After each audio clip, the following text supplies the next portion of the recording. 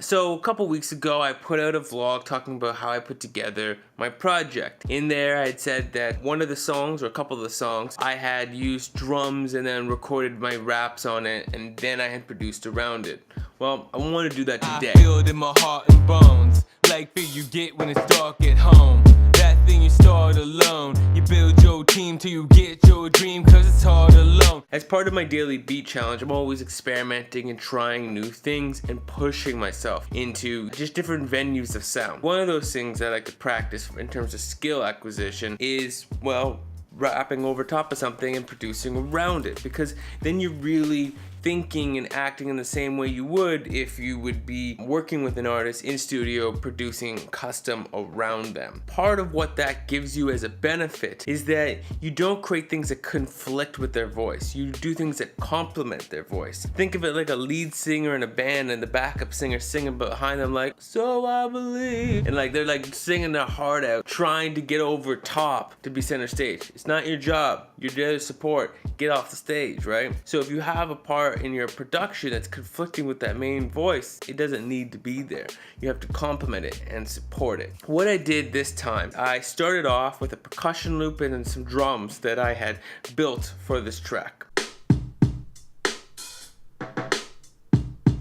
Then I recorded some rap. I feel it in my heart and bones, like feel you get when it's dark at home. After I recorded my vocals, I started to produce a bass line.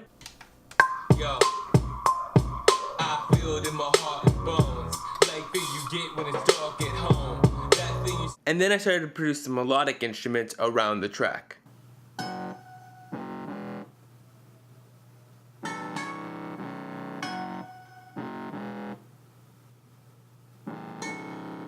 So after I kind of got to this point, I was happy, but there was a problem. I started to realize that the percussion loop that I had was conflicting with the vocals. Let me show you what I mean. You thought I dumb. Play hard strings, you thought I strum.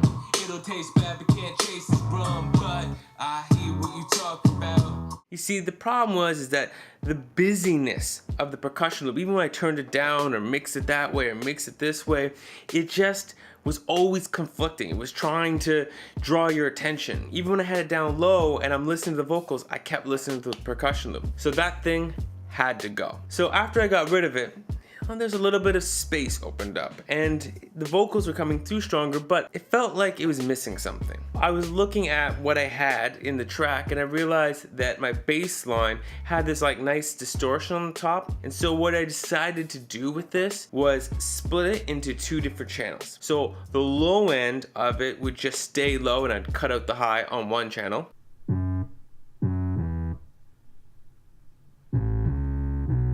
And the other channel, I'd cut out the low and overemphasize the high, making it wider with like a chorus effect so that it would start to feel more melodic.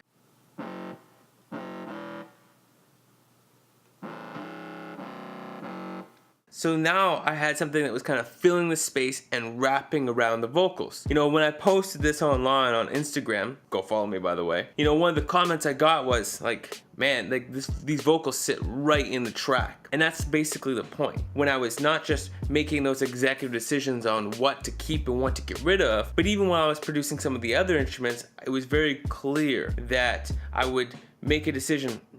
You know, that's conflicting, get rid of that. That doesn't complement, get rid of that. Try this instrument, does it work, does it not work, and go forward. It was really only the percussion loop that I had laid down before I recorded my vocals that I ended up finding out conflicted after the fact. If I had recorded my vocals without that percussion loop, I probably would have realized right out the gate, this isn't gonna work. Honestly, I think that every producer should be trying this, whether they're collaborating with a friend, a local artist, or even if they really suck, recording their own vocals, if they can, you know, get a half decent reference out. I hear what you talk about.